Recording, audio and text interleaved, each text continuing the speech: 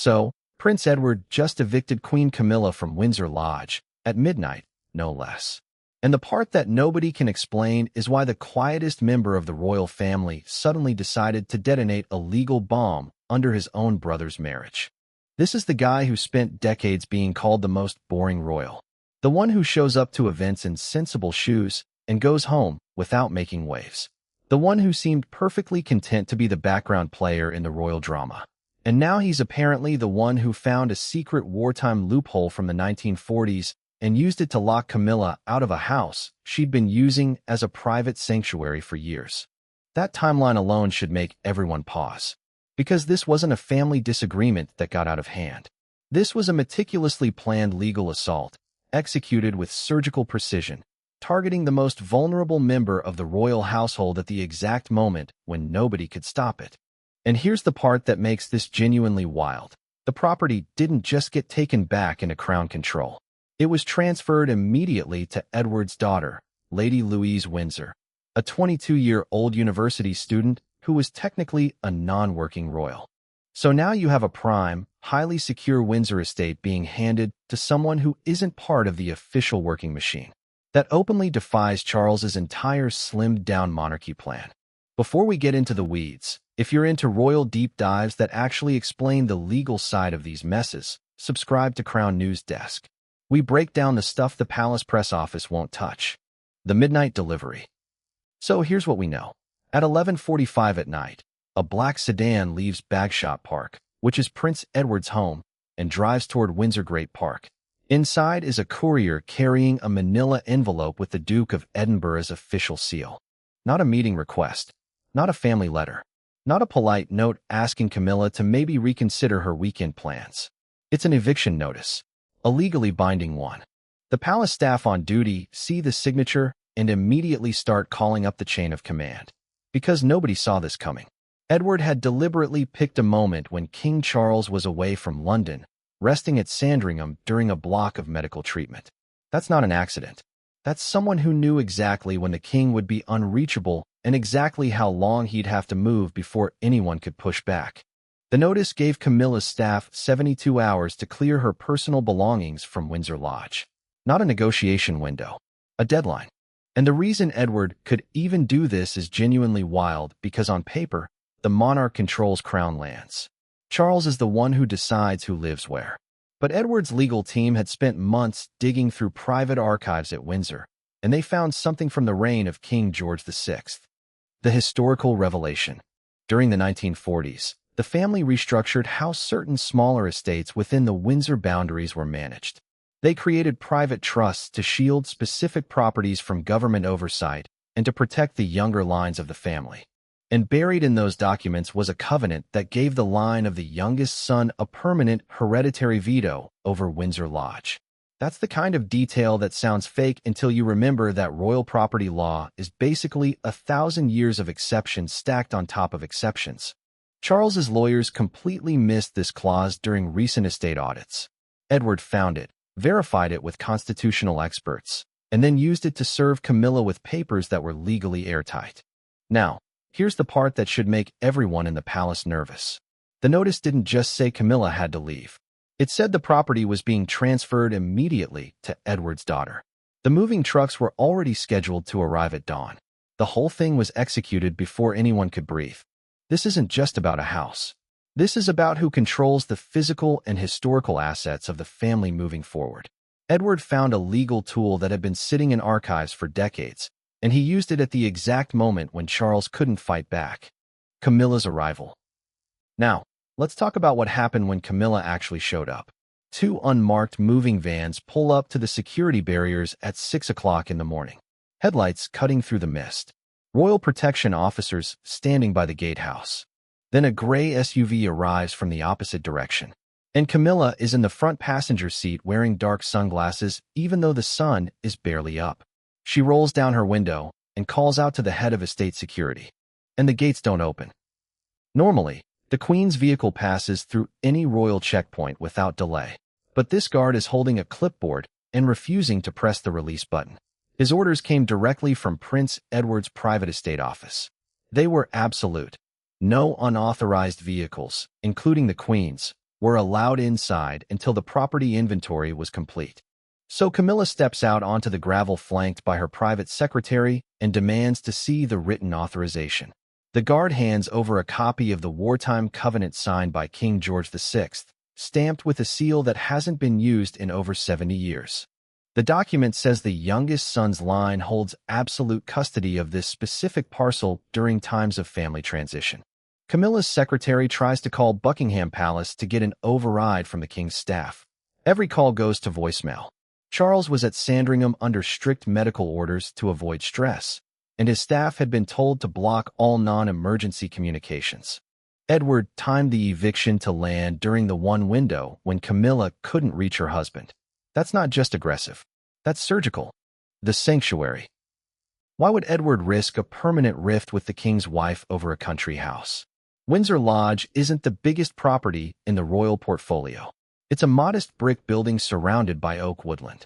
But for Camilla, it was the place where she kept her private family archives, personal journals, and gifts collected over decades. Items she didn't want mixed with official state collections. And when the packing crews finally got inside, they weren't moving standard furniture. They were tracking crates of personal papers and historical artifacts. Edward wasn't just reclaiming a house. He was securing specific items he believed belonged to the late Queen's legacy, not to Camilla's private estate. The destination addresses on the moving manifest didn't point to any major palace. The crates were split between a storage facility in Surrey and a small private cottage on the edge of the Windsor estate. Camilla wasn't being relocated to another royal residence. She was being stripped of her private base of operations inside the Windsor perimeter.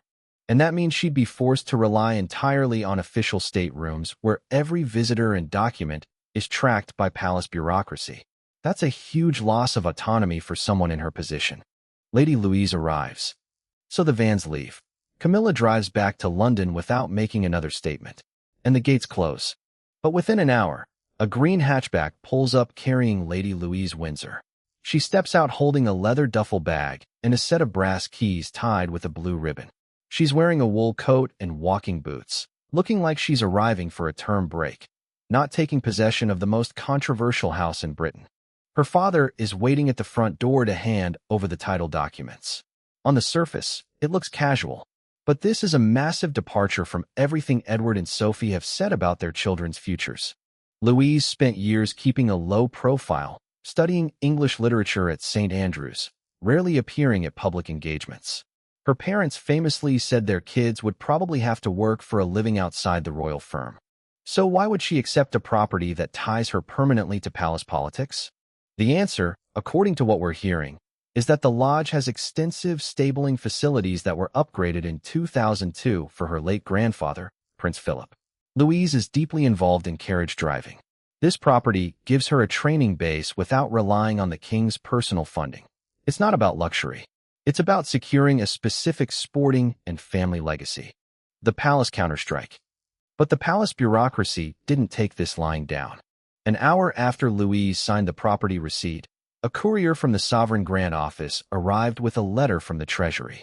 Since the property had transferred to a non-working royal, all state-funded security patrols would cease at midnight. That's a direct punitive strike designed to make the house unlivable before she could even unpack. And Louise's response was apparently to walk out to the stables, inspect the perimeter fences herself, and then call a private security firm staffed entirely by retired royal protection officers. So the younger generation isn't backing down. Meanwhile, back at Bagshot Park, Edward is sitting in his study with a leather-bound logbook of every property transfer within Windsor for the last 50 years. He picks up a secure phone line, but instead of calling Buckingham Palace, he calls Adelaide Cottage, Prince William's residence. That's the alliance nobody was talking about until now. The William connection. Edward and William have apparently been coordinating for over 18 months. William is concerned about the long-term management of private papers and historic collections housed outside the main state archives. By supporting Edward's move to secure Windsor Lodge, William is protecting the interests of the younger generation and ensuring key properties remain within the immediate line of succession rather than being controlled by Camilla's allies. This is where the logic actually holds together. William and Edward reportedly agreed during the Balmoral Summit in 2024 that traditional family lines needed physical footholds within the Windsor perimeter to guarantee long-term operational security. If certain properties were leased to commercial tenants or distant relatives, the security boundary around the castle could be compromised. So Edward's move wasn't just about one house. It was about establishing a precedent. By using the George VI Covenant, Edward proved that the monarch doesn't hold absolute power over every corner of the family estate. That creates a protective shield around other properties occupied by working royals. It sends a message that any future attempts to displace senior royals will be met with legal resistance. Camilla's legal counterattack. But just as that seemed settled, Camilla's legal team filed a countersuit. They weren't fighting to get the house back.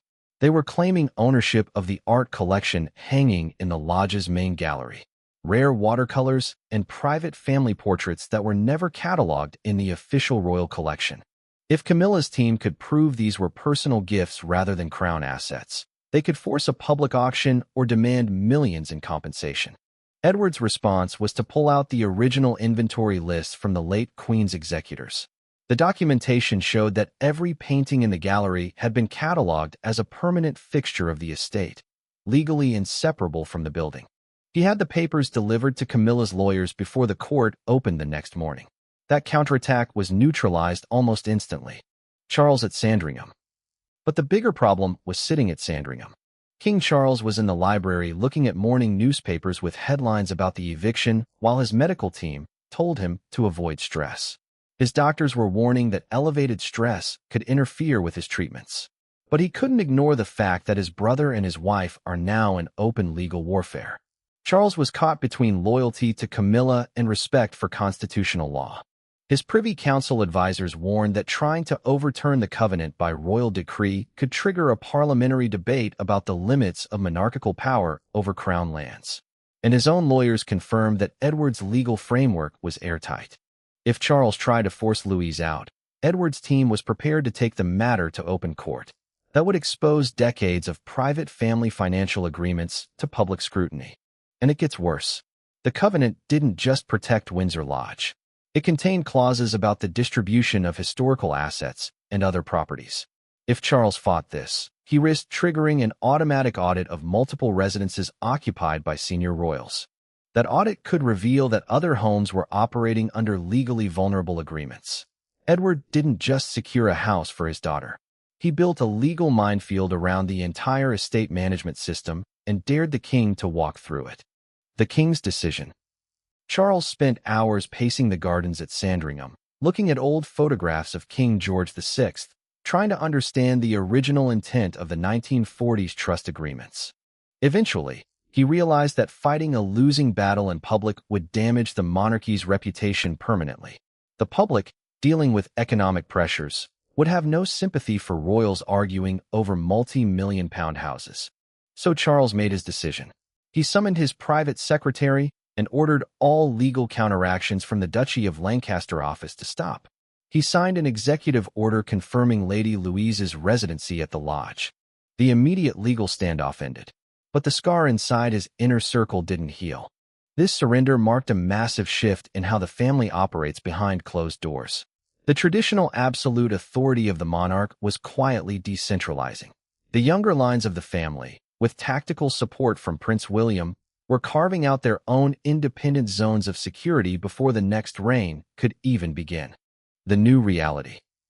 By Friday morning, the moving vans were gone. A private security detail was patrolling the perimeter. Lady Louise was settled into the ground floor study where Camilla's private journals had been just days earlier. Her university textbooks and equestrian notebooks were on the shelves. The geography of the estate had been rewritten in a single week. Camilla stayed at Clarence House in London, focusing on official duties and refusing to schedule weekend breaks at Windsor. Her inner circle viewed the whole episode as a calculated corporate strike. Time to exploit a moment of family vulnerability. The relationship between Camilla and Edward's branch of the family is now permanently fractured. Court insiders say seating arrangements for upcoming autumn events are being redrawn to keep the factions apart. Then Prince William made an unannounced visit to the property on Friday afternoon. He drove himself, took the back roads from Adelaide Cottage, and showed up with a housewarming gift for Louise. No press team. No official convoy. The message to the palace bureaucracy was clear. The future king approved of the new arrangement. That endorsement paralyzed any remaining plans for a counterstrike. The traditional court factions realized that challenging Louise's tenancy was futile. The institutional shift. This is the dawn of a new administrative era where the younger generation doesn't wait for invitations or central assignments. They secure their own borders, manage their own assets, and protect the legacy of the late queen through precise legal means. The ripple effects hit the rest of the household staff quickly. New duty rosters appeared at state notice boards. Local land agents who previously answered to central crown authorities were now routing paperwork through Bagshot Park. A significant portion of Windsor Parkland was operating outside immediate Buckingham Palace oversight. The institutional managers in London were scrambling to update their organizational charts. And the public reaction, once details leaked, actually favored Louise. Her reputation as a grounded, hard-working student worked in her favor.